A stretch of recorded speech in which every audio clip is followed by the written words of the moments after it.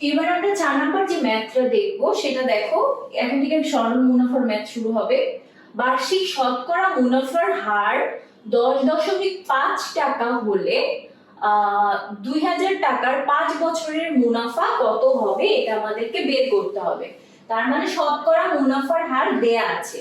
এই ক্ষেত্রে সরল মুনাফার ক্ষেত্রে মেইন যে সূত্রটা সেটা আগে প্রথমে আমরা লিখি।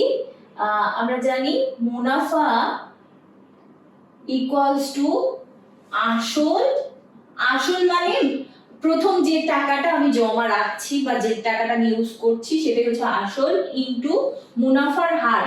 মুনাফার হার মানে প্রতি বছর ধর আমি 100 টাকা জমা রাখলাম, দ্বিতীয় বছর পর ব্যাংক আমাকে 102 টাকা দিল, তার মানে কি 2 টাকা আমার মুনাফার হার। তাহলে এখানে মুনাফার হার ইনটু সময়, এটাই হচ্ছে সরল মুনাফার ক্ষেত্রে মেইন সূত্র। মুনাফাকে আই দ্বারা প্রকাশ করা হয়, আসলকে পি দ্বারা, মুনাফার হারকে আর দ্বারা, আর সময়কে এন দ্বারা প্রকাশ করা হয়। I equals to P R N. এখন দেখো কোশ্চেন অনুযায়ী এখানে দেয়া আছে কি কি। দেয়া আছে মুনাফার হার আর ইকুয়ালস টু কি, যেহেতু বার্ষিক শতকরা মুনাফার হার 10.5% লিখতে হবে। এখানে মুনাফার হার লিখবা,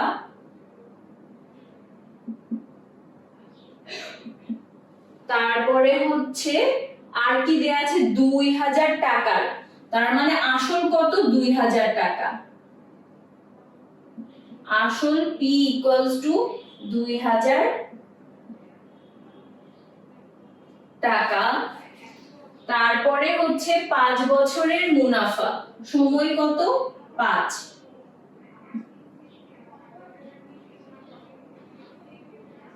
n ইকুয়ালস টু 5 বছর। তাহলে আমাদের বের করতে হবে কি মুনাফা কত, অর্থাৎ আই। মুনাফা আই ইকুয়ালস টু হোয়াট, এটা আমাদেরকে বের করতে হবে। আমরা কি জানি, আমরা জানি I equals to P N R।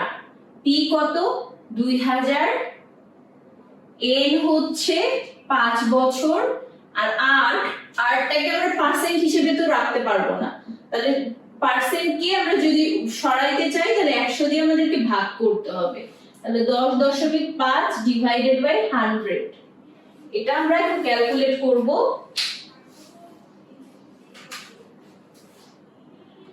2000 into 5 into 10.5 into divided by 100, এটা আসে 1050।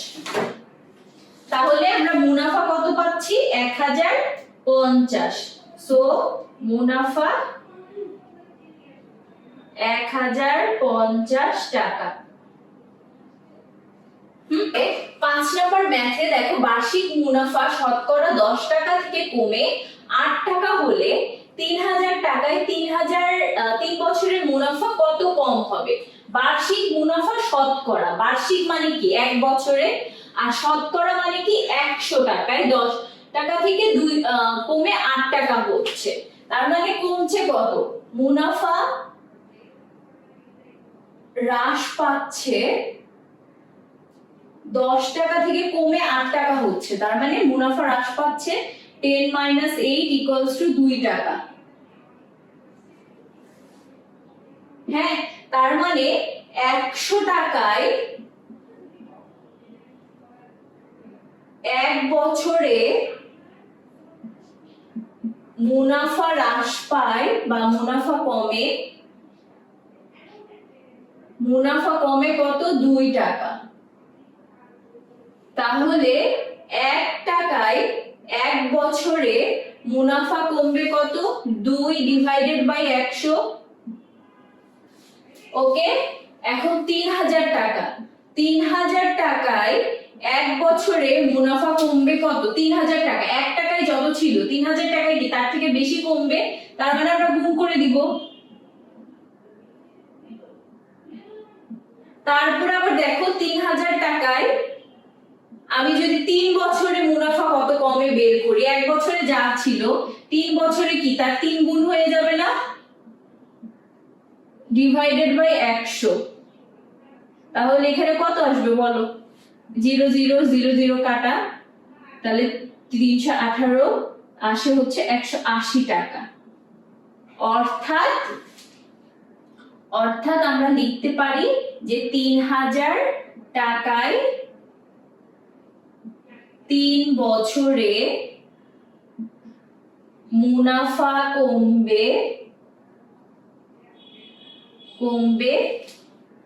180 টাকা।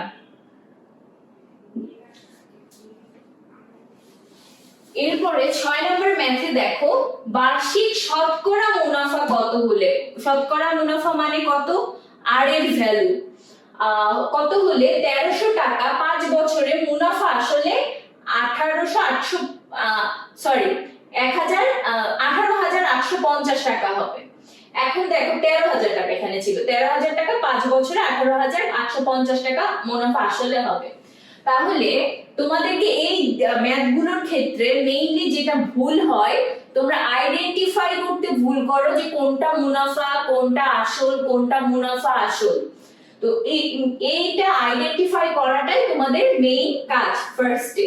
তো এখানে দেখো 6 নাম্বার ম্যাথে কি আমাদের বের করতে হবে, কি মুনাফার হার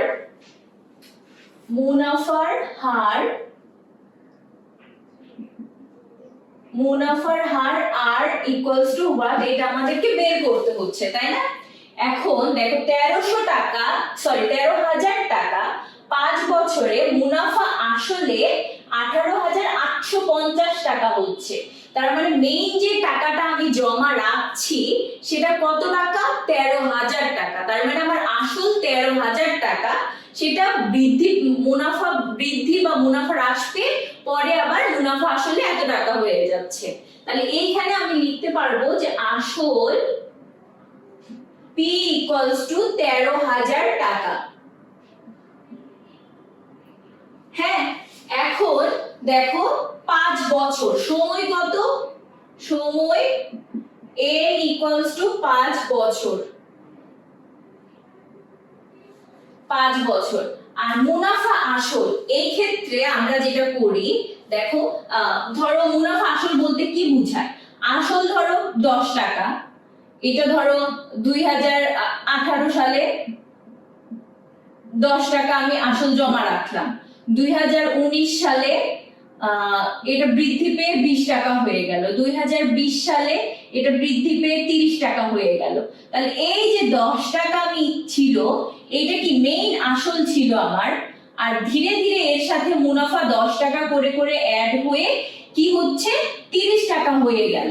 তো এই যে যখন আসলের সাথে মুনাফা যোগ হয়ে গেল, সেটাকে আমরা বলবো মুনাফা আসল। তাহলে এই ক্ষেত্রে আমরা মুনাফা আসল ইকুয়ালস টু কি লিখতে পারবো,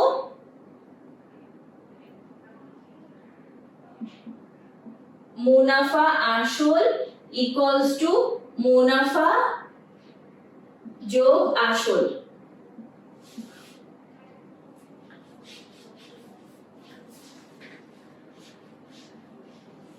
হ্যাঁ, তাহলে আমাদের কি বের করতে হবে, দেখো মুনাফা আসল দেয়া আছে, এখান থেকে আমরা মুনাফা বের করব। সো মুনাফাকে আমরা কি দ্বারা প্রকাশ করি, আই দিয়ে, আই ইকুয়ালস টু, তাহলে কি হবে মুনাফা আসল মাইনাস আসল। মুনাফা আসল কত, মুনাফা আসল দেয়া আছে 18,850, আর এইদিকে হচ্ছে আসল ছিল 13,000। তাহলে আমরা কত পাচ্ছি, 5,850 টাকা। এইটা কি তোমার হচ্ছে মুনাফা। তাহলে দেখো আই পেয়ে যাচ্ছি, পি পেয়ে যাচ্ছি, এন পেয়ে যাচ্ছি। আমরা ফর্মুলা অনুযায়ী কি জানতাম, যে আমরা জানি I equals to P R N, আমাকে বের করতে হবে কি R এর value. So R equals to কি হবে, I divided by P N। I এর ভ্যালু কত, 5,850, P এর ভ্যালু হচ্ছে 13,000, আর n এর ভ্যালু হচ্ছে 5।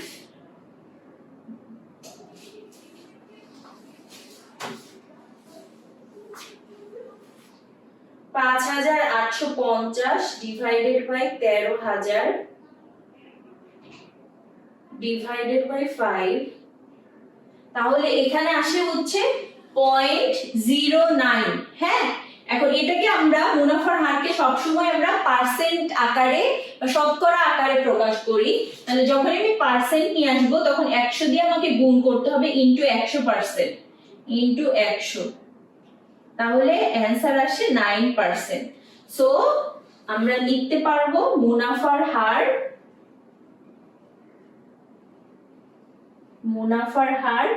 9%। চলে যাই, সাথে বলা আছে বার্ষিক শতকরা কত মুনাফায় কোন আসল 8 বছরে মুনাফা আসলে দ্বিগুণ হবে। তাহলে এই ক্ষেত্রে আমরা ধরে নেই যে ধরি আসল 100 টাকা, 100 টাকা, তাহলে 8 বছরে মুনাফা আসল কত হবে? 8 বছরে মুনাফা আসল, আচ্ছা সরি, আচ্ছা এখন তাহলে মুনাফা আসল যদি দ্বিগুণ হয়, মুনাফা আসলে দ্বিগুণ হবে। আচ্ছা মুনাফা আসল তাহলে আমরা কত ধরবো বলো তো? এটার দ্বিগুণ না, তার মানে 200 টাকা। এখন এই ক্ষেত্রে দেখো যে এটা তো আমরা 1 বছরের ক্ষেত্রে ধরছি, তাহলে এখন মুনাফা কত হবে? মুনাফা হবে, মুনাফা ইকুয়ালস টু মুনাফা আসল মাইনাস আসল, তাহলে 200 মাইনাস 100 টাকা, সো কি 100 টাকা, তাই না? তাহলে এখন বার্ষিক শতকরা কত মুনাফায়, আমাদের তো মুনাফাই বের করতে হবে। তার মানে দেখো কোন আসল 8 বছরে মুনাফা আসলে দ্বিগুণ হবে। তাহলে 100 টাকায় মুনাফা যদি 100 টাকা হয়, সেটা 1 বছরে দ্বিগুণ আচ্ছা কোন আসল আমাদেরকে বের করতে হবে। দেখো মুনাফা 100 টাকা যদি দ্বিগুণ হয়, তাহলে সেই ক্ষেত্রে মুনাফা কত হচ্ছে? 100 টাকা, এবং আসল কত হচ্ছে? 100 টাকা। ঠিক আছে, তার মানে 100 টাকা আসল 1 বছরে দ্বিগুণ হতে মুনাফা আমার 100 টাকা দরকার। তাহলে এই ক্ষেত্রে আমরা কিভাবে এটাকে লিখতে পারি যে মুনাফা 100 টাকা হলে মুনাফা 100, আচ্ছা এখানে কি বলেছে? মুনাফা আসল দ্বিগুণ। আচ্ছা মুনাফা আসল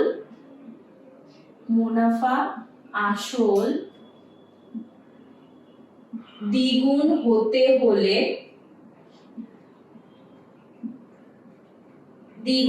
হলে, দেখো মুনাফা আসল যদি দ্বিগুণ হতে হয়, তাহলে মুনাফা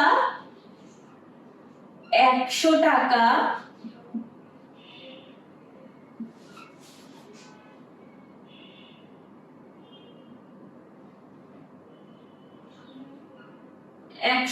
মুনাফা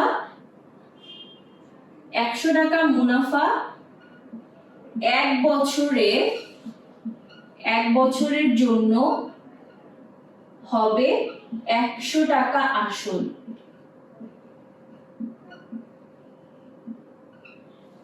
মুনাফা আসল যদি দ্বিগুণ হতে হয়, তখন 100 টাকা মুনাফার জন্য 100 টাকা মুনাফা 1 বছরের জন্য হবে 100 টাকা আসল হতে, তাহলে 1 টাকা মুনাফা 1 বছরের জন্য হবে 100 ডিভাইডেড বাই কি 100,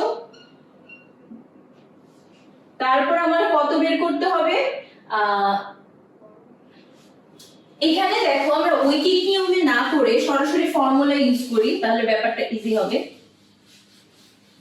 এখানে দেখো কি কি আমরা পেয়েছি? মুনাফা পেলাম,